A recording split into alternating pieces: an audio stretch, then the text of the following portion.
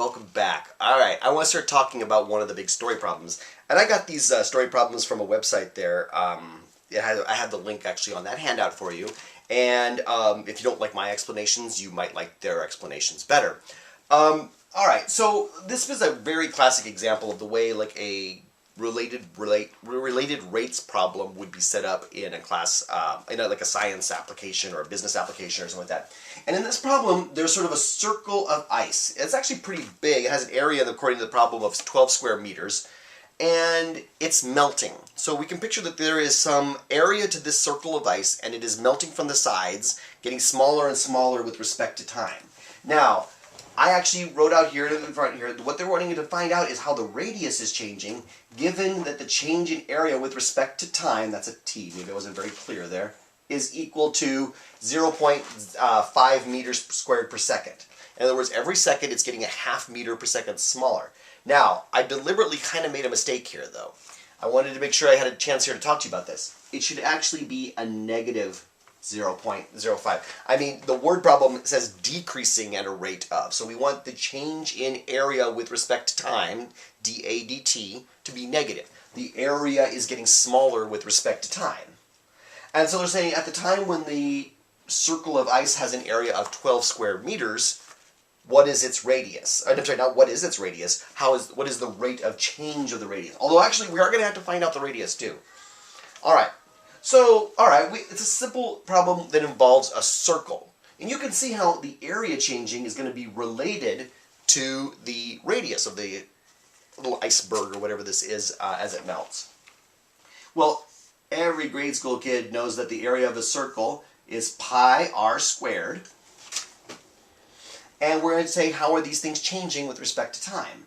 The change in area with respect to time is equal to, well, pi is just a constant, it doesn't have anything to do with what is happening here, times the derivative of this part. Well, 2r dr dt. Again, remember from implicit differentiation, when we take the derivative of radius, that's like a little hidden chain rule, right? Radius itself is a function of time.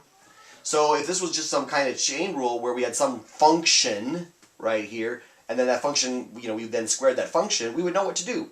We would say it's the derivative of the outside times the derivative of the inside. And that's just what we wrote right there. Alright, so we could pull these terms over to the other side, and we would have dA dt over 2 pi r equals dr dt. And dr dt is what we're looking for. That is what the problem is asking us to do. But, well, let's see if we have everything we need. Notice dA dt is given to us in the problem. That sounds good. 2 and pi here are just constants. Oh, r. We don't actually know the radius of this ice flow or whatever this is exactly here, this little ice patty thing here. Let me just draw a line here to separate this. But actually that's not very hard at all. We can go back to that area equals pi r squared formula, and we could just figure out what r is. I mean, if area is 12 according to the problem, pi r squared, then we would pull the 2 pi over to the other side. We would take the square root of both sides, equals r. And for what it's worth, that's like 1.9544 square meters. I'm sorry, radius. So it's meters. Alright, so now we have this number. dA dt is given to us in the problem. We have 2 and pi, and well, now we know the value of r at this time. So actually, it should just be a matter of plugging in the numbers from this problem. Where did that number go? Hold on. And you plug them in, and you put those all in there, and you'll get that dr dt is equal to negative 0.04072 meters per second. Alright, so that's our answer here when we actually plug all those numbers that we have now into this equation that we had here. Does this make some sense? Notice, for example, that it's the negative sign. Should dr dt be negative? Sure. As the ice cake or whatever, the ice circle here is getting smaller and smaller, the area is decreasing. It's changing at a rate of negative 0.5 square meters per second. Then we would make sense that the r is decreasing as well. Alright. So we ended up with having the signs of this all work out and so on.